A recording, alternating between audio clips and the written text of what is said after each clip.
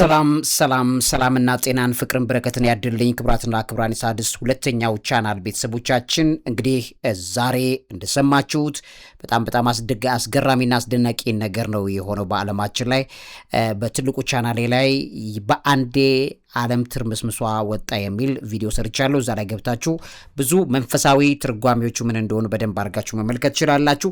በዚህኛው በዜና ቻናላችን ላይ ግን ውድ የሣድስ ቤተሰቦቼ ይሄን ጦርነት በተመለከተ እንግዲህ በአሜሪካ እና በእስራኤል እንደዚሁ ደግሞ በኢራን ላይ የሚያደርጉት ይሄኛው የታወጀው ጦርነት ሁለት ሚኒንግ ነው ያለው። አንደኛው የአሜሪካዎቹ ኤፒክ ፌሪ ኦፕሬሽን የሚል ስያሜ ሰጥተውታል።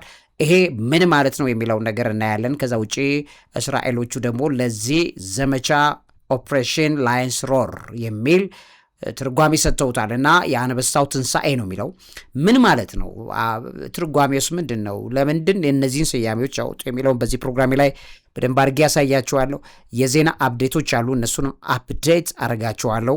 ዛሬ በእስራኤል በአሜሪካ ከኢራን ጋር የሚደረገው ጦርነትን በተመለከተ ማለት ነው። ከዛ ውጪ ይሄ ጦርነት ምን ያህል ጊዜ ሊወስድ ይችላል? ምን ያህል ርዝመት ሊሄድ ይችላል? አጭር ነው ወይስ ረጅም? በግልጽ በዚህ ፕሮግራሜ ላይ ተንትኛ አሳያችኋለሁ። አትላንቲክ ካውንስልን ጨምሮ በጣም በርካታዎቹ የእስራኤል ሚዲያዎችን ሁሉ ሳይቀር የአሜሪካ በጣም ትላልቅ የሴኩሪቲ ዶክመንቶችን ሁሉ ሳይቀር ሪፈር አድርጌላችኋለሁ። ኢኮኖሚክ ታይምስን ሌሎችንም ይዤላችኋለሁ። ምን ያህል ረጅም ወይም አጭር ሊሄድ ይችላል የጦርነት? ተዘጋጁ ውድ ቤተሰቦቼ። ይሄ ክፉ ዘመን ላይ ነው ያለ ነው። ሁልጊዜ አእምሮ ማንቃት ጥሩ ነው። በነገራችን ላይ በቀጣይ ፕሮግራሞች ላይ የኢትዮጵያን ጉዳይ በተመለከተ ማለት ኢትዮጵያን ወደ ጦርነት ስቦ ይሄ ጦርነት እንዴት ሊያስገባ እንደሚችል ተንትኜ የማሳያችኋለሁ በአንድ ፕሮግራም ላይ። ግን በዚህ ላይ ቆይታ ላድርግላችሁ ውድ የሣድስ ቤተሰቦቼ። ለምንድን ነው ግን የዘመቻውን ስያሜያቸውን በሁለቱ በአሜሪካና በእስራኤል እንደዚያ ተብሎ የተሰየመው የሚለውን ቀጥዬ ላሳያችሁ። ከዛ ጦርነቱ ምን ያህል ረጅም ጊዜ ሊወስድ ይችላል፣ ይህም በዚህ ትንታኔ ላይ ይዤላችኋለሁ። መምህርና ጋዜጠኛ ዐቢይ ይልማ ነኝ። ይህም ፕሮግራም ሼር አድርጉት፣ ላይክ አድርጉ፣ ለብዙ ሰዎች አካፍሉ። እውቀት ታላቁ እግዚአብሔርን ታከብራለች። እንግዲህ ክብራትና ክብራን የሣድስ ቤተሰቦቼ የእስራኤል ኦፕሬሽን ላየን ሮር የሚል ወይም በሰፊው የሚታወቀው ኦፕሬሽን ራይዚንግ ላየን የአንበሳው ትንሣኤ የሚል ስያሜ ያለ በ2025ና 26 የተሰየመ ነው። ይሄ ጉዳይ በአሜሪካ ድጋፍ በኢራን የኒውክሌር መሰረተ ልማት የቦለስቲክ ሚሳኤል ፕሮግራሞች ከፍተኛ ወታደራዊ አዛዦች ላይ ያነጣጠረ መጠነ ሰፊ ወታደራዊ ጥቃት ነው የተባለለት ነው። ኦፕሬሽን ራይዚንግ ላየን ወይም ደግሞ የአንበሳው ትንሣኤ የሚለው የባለፈው ዘመቻ አካል ነው። ይሄ ዘመቻ እንግዲህ ዓላማው የኢራንን የኒውክሌር ስጋት ማስወገድ፣ የእስራኤልን ህልውና መጠበቅ ነው። ይሄ ሊበር ኢንስቲትዩት ዌስት ፖይንት የተባለው ሚዲያ ትምህርት ተቋም ይዞት የወጣውን ትንተና ሄዳችሁ ማየት ትችላላችሁ። ስያሜን በተመለከተ የተወሰደው ከመጽሐፍ ቅዱስ ከዘኍልቍ 23 ከቁጥር 24 ላይ ነው። እነሆ ህዝቡ እንደ እንስት አንበሳ ይቆማል፣ እንደ አንበሳም ይነሳል፣ ያደነውን እስኪበላ የገደለውንም ደሙን እስኪጠጣ አይተኛም የሚል አለ። ያ በያዕቆብ ላይ አስማት የለም፣ በእስራኤል ላይም መዋርት የለም።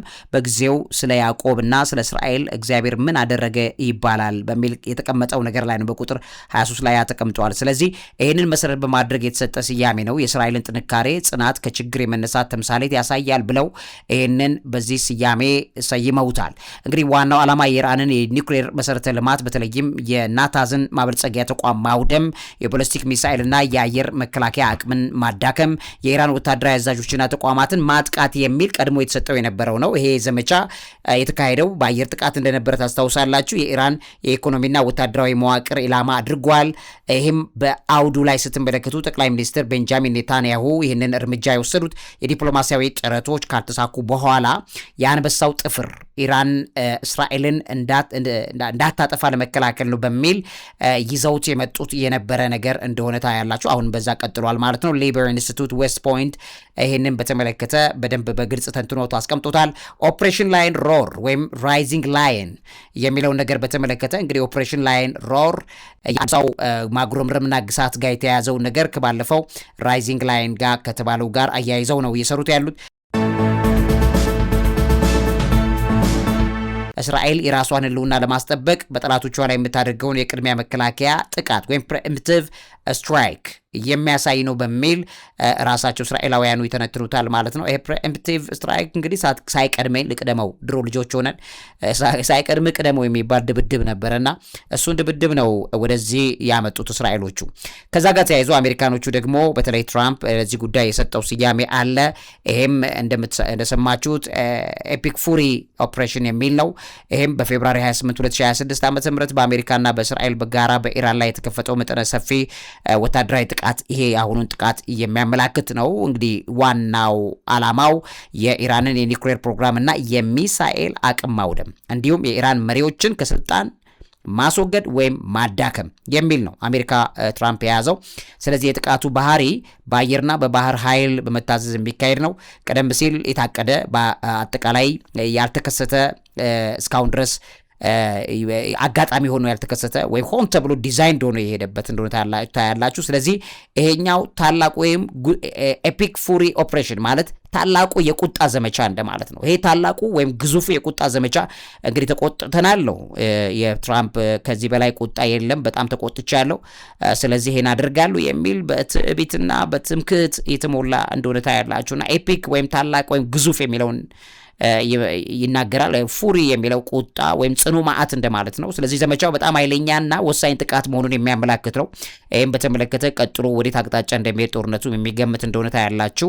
ይህንን በተመለከተ የአቪዬሽን ዊክ የሚለው መጽሔት እንዲሁም ደግሞ የኤንፒአር የዳንኤል ኢስቲን መጽሔት ኢኮኖሚክ ታይምስ በዚህ ዙሪያ ላይ የሰገቡትን ዘገባ ስታዩ በደንብ ትርጉሙ በጣም በከፍተኛ ሁኔታ ትመለከቱታላችሁ፣ ይገባችኋል። ያ ማለት ረጅም ጊዜ ሊሄድ የሚችል ጦርነት ነው። ስለዚህ ጦርነቱ አጭር ነው ወይስ ረጅም ጊዜ ሊሄድ ይችላል የሚለውን ይሄ ትርጓሜ ያሳየናል። ግን በተብራራ መልኩ ስንመለከተው ጦርነቱ ረጅም ጊዜ የሚወስድ መሆኑን ተንታኞች ይናገራሉ። እንዴት መጥቼ ላሳያችሁ። እንግዲህ ክቡራትና ክቡራን የሣድስ ቤተሰቦቼ ይሄ ጦርነት የረጅም ጊዜ ጦርነት ሊሆን እንደሚችል ከሚተነተንበት ምክንያቶች መካከል አንደኛው የስርዓት ለውጥ ስላለበት ነው። ሬጂም ቼንጅ አለበት። ይሄ ግቡ ነው፣ ዋነኛው ግቡ ነው። የአሁኑ ዘመቻ ዋናው ዓላማው የኢራን የኒውክሌር ተቋማትን ማውደም ብቻ አይደለም፣ በኢራን ያለው መንግስት ለመገልበጥ ያለመ ነው።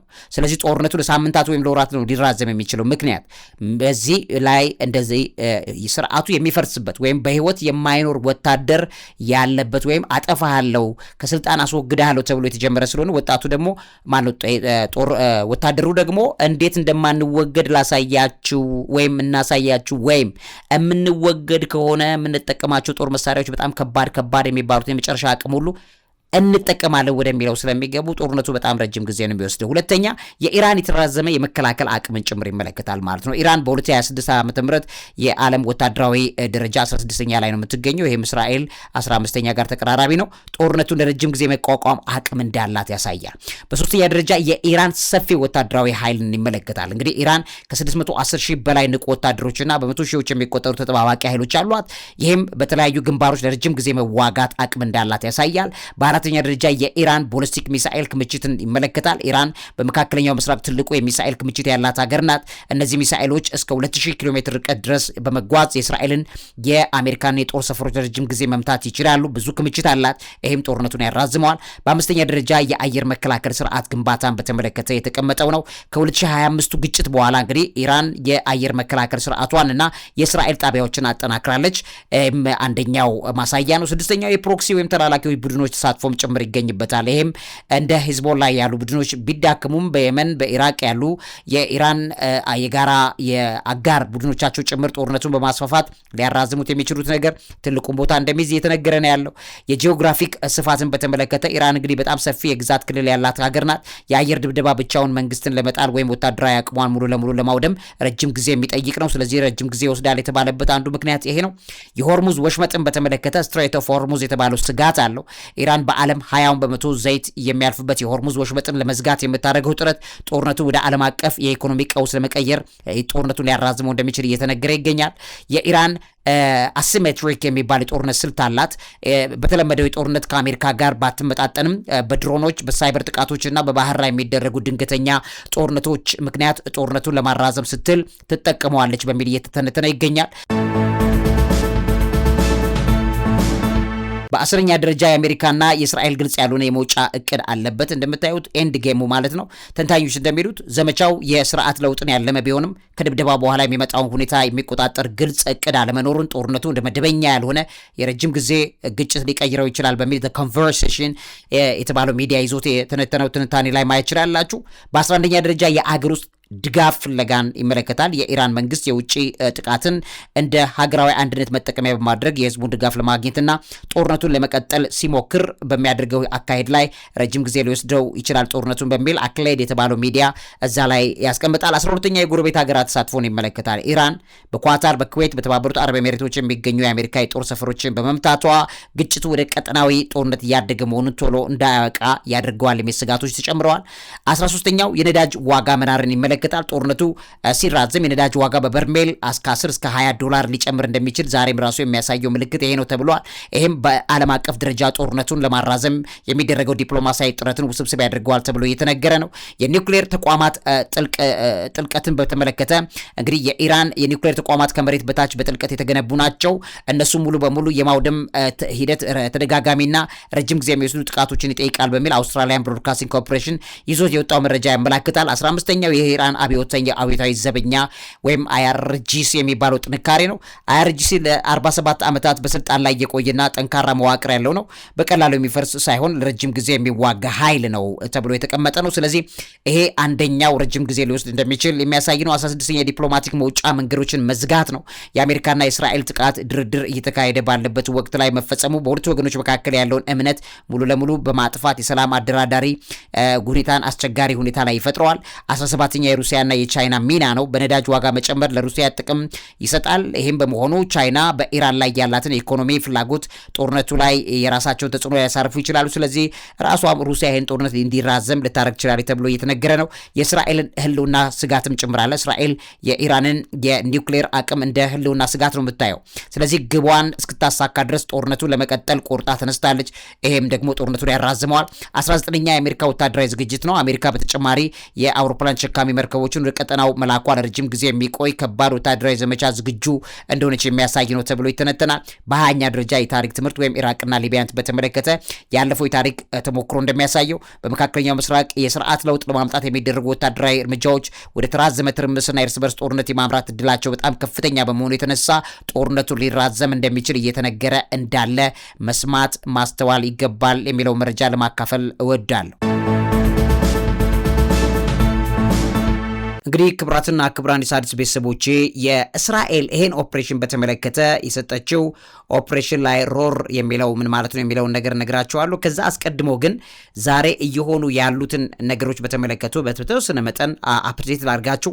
ኦፕሬሽን ኤፒክ ፉሪ የሚለው የአሜሪካዎቹ በእስራኤልና በአሜሪካ በጋራ በመሆን በኢራን ላይ መጠነ ሰፊ የአየርና ሚሳኤል ጥቃት መጀመራቸውን ይፋ የሆነው ፕሬዚዳንት ትራምፕ በኢራን የመንግስት ለውጥ እንዲደረግ ነው ጥሪ እያቀረቡ ያሉት። ስለዚህ ፕሬዚዳንት ትራምፕ የአሜሪካ ጦር መጠነ ሰፊና ቀጣይነት ያለው የሚል ነው ወታደራዊ እርምጃ ጀምሯል የሚለው ነገር እንግዲህ ብስራት በሉት እንግዲህ አብስሯል።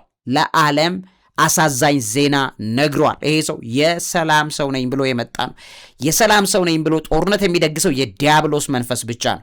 በዚህ ሰው ላይ የሚሰለጥነውና የሚሰራው የርኩሱ መንፈስ አሁን ያለውን ዓለም ወደ ኬኦስ ወደ ከባድ ጦርነት ነው የምትገባው። ይሄ እንዴት የዓለም ጦርነት እንደሚሆንም በአንድ ፕሮግራም አሳያችኋለሁ። ተከታተሉ። በሁለቱም ቻናሎች ላይ በጣም ጠቃሚ ነገር ነግራችኋለሁ። የኢራን ህዝብ መንግስታቸውን እንዲገለብጡ ፕሬዚዳንት ትራምፕ ዛሬ ጥሪ አቅርበዋል። ቤንጃሚን ኔታንያሁ ጥቃቱ የተሰነዘረው ከኢራን የሚመጣውን ህልውና አደጋ ላይ የሚጥል ስጋት ነው የእስራኤልን በሚል ያንን ለማስወገድ ነው በሚል ነው ዛሬ በግልጽ የተናገረው። በኢራን ዋና ከተማ ቴህራን የሚገኘው የጠቅላይ መሪ አያቶላህ አሊ ኮሜኒ ጽህፈት ቤትና የፕሬዚዳንት መሱድ ፔዜሽኪያን ቢሮ ጥቃት ደርሶበታል። ዛሬ እንደሰማችሁት ኢራን በክልሉ የሚገኙ የአሜሪካ የጦር ሰፈሮችና የእስራኤል ከተሞች ላይ በጣም በርካታ ሚሳኤሎችን በማስወንጨፍ አጸፋዊ እርምጃ መውሰዷም ተነግሯል። ዮርዳኖስ፣ ኳታር፣ የተባበሩት አረብ ኤሚሬትስን ጨምሮ ቢያንስ 8 የክልሉ ሀገራት የአየር ክልላቸው ሙሉ ለሙሉ ዘግተዋል። የዱባይ የሚገኙ ዓለም አቀፍ አውሮፕላን ማረፊያዎች በበረራ እስከማይታወቅ ጊዜ ድረስ ታግደዋል። በነገራችን ላይ ዛሬ የኢትዮጵያ አየር መንገድ አየሩ ክልሉ በእጅጉ የአውሮፕላን መስመሮች እንደተጨናነቀ እየተነገረ ነው የሚገኘው። በኢትዮጵያ በጣም ብዙ አንፕላንድ የሆኑ አውሮፕላኖች ሊያርፉ ሊገደዱ ይችላሉ ተብሎ እየተነገረ ነው ያለው። ይሄ ጦርነት በኢትዮጵያ ላይ ምን አይነት አንድምታ እንዳለው አሳያቸዋለሁ በሌላ ፕሮግራም። ግን በዚህ ላይ ስታዩ በዱባይ የሚገኙ ዓለም አቀፍ አውሮፕላን ማረፊያዎች በጠቅላላ በረራዎቻቸው እስከማይታወቅ ጊዜ ድረስ ታግደዋል። እንግዲህ በባህሬን የሚገኘው የአሜሪካ የባህር ኃይል ሰፈር ተመቷል። ይሄ የአሜሪካ 5ኛ የጦር መርከቦች ክፍለ ጦር ወይም ፊፍዝ ፍሊት የሚባል ነው።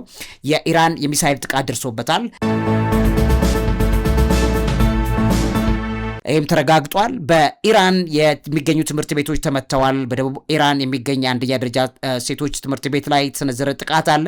ቢያንስ 40 ተማሪዎች መገደላቸውን የኢራን ሚዲያም ከዚህ ጋር ጠቅሶ ዘግቦታል። እና የእስራኤል መከላከያ ሚኒስትር በመላ ሀገሪቱ የሚተገበር የ48 ሰዓታት የአስቸኳይ ጊዜ አዋጅ አውጀዋል። ትምህርት ቤቶች እና የስራ ቦታዎች ተዘግተዋል። ኢንተርኔት በኢራን ተቋርጧል። እንደሰማችሁት ጥቃቱን መጀመር ተከትሎ የኢራን ያለው የኢንተርኔት አገልግሎት ወደ 4% ዝቅ ማለቱን ሙሉ በሙሉ ሊባል በሚችል ደረጃ መቋረጡ ኔት ብሎክስ የሚለው ሚዲያ እንደዘገበም ሰምተናል። በአቡዳቢ የሚገኝ የአሜሪካ የጦር ሰፈር ላይ ከተተኮሱ የሚሳኤል ስብርባሪዎች በመውደቃቸው አንድ ሲቪል መሞቱንም ጭምር እየተነገረ ነው ያለው። የሩሲያና የፈረንሳይ ምላሽን በተመለከተ ሩሲያ ጥቃቱ በአስቸኳይ እንዲቆም ጠይቃለች። የፈረንሳዩ ፕሬዚዳንት ማክሮን የተባበሩት መንግስታት የጸጥታው ምክር ቤት አስቸኳይ ስብሰባ እንዲጠራም ጠይቀዋል። ያው ይሄ ተቋም እንደምታውቁት መቀለጃ የሆነ ተቋም ሆኗል። ስለዚህ ለውጥ ሊያመጣ እንደማይቻል በተለይ ትራምፕ የሚፈልገው ነገር እስኪፈጽም ድረስ ያለው ነገር በፍጹም ሰውየው ማንንም ሊሰማ ዝግጁ ያልሆነን እንኳን የተባበሩት መንግስታትን ጭምር የሀገሪቱንም የአሜሪካንንም ከፍተኛ ፖለቲካና ራሱ ሴኔቱን ምክር ቤቱን ራሱ መስማት ማይፈልግ ሰው እንደሆነ ይሄ ያለ ምክር ቤቱ ፈቃድ የተጀመረ ጦርነት እንደሆነ ሁሉ ክስ አለ። ሰውየው ግን አይሰማም ብያቸዋለሁ ከዚህ ቀደም በነበረ አንድ ፕሮግራም። ምክንያቱም በላዩ ላይ በሰውየው ላይ የነገሰና የሚሰራው የጥልቁ የጸረ ክርስቶሱ መንፈስ የሰላም ሰው ነኝ ብሎ ተገልጦ ጦርነትን ለዓለም የሚደግሰው ስፒሪት የሚገለጥበት ሰው ነው። ከዚህ ጋር ተያይዞ እንግዲህ የኢራን የውጭ ጉዳይ ሚኒስትር መግለጫም ወጥቷል። የኢራን የውጭ ጉዳይ ሚኒስትር አባስ አራቅቺ ጥቃቱ ከቆመ ኢራን ለውይይት ዝግጁ ናት የሚለውን ጠቅሷል። እንግዲህ ትራምፕ የመንግስት ለውጥ እቅድ ሊሳካ የማይችል መሆኑን ነው የተናገሩት። ስለዚህ ትራምፕ መንግስት እንዲለወጥ ይፈልጋል። ስለዚህ ከዚህ መንግስት ጋር ልንነጋገር አንችልም። እስራኤልም እንደዛ ነው የምታምነው፣ መለወጥ አለበት የመንግስት ብላ ማለት ነው።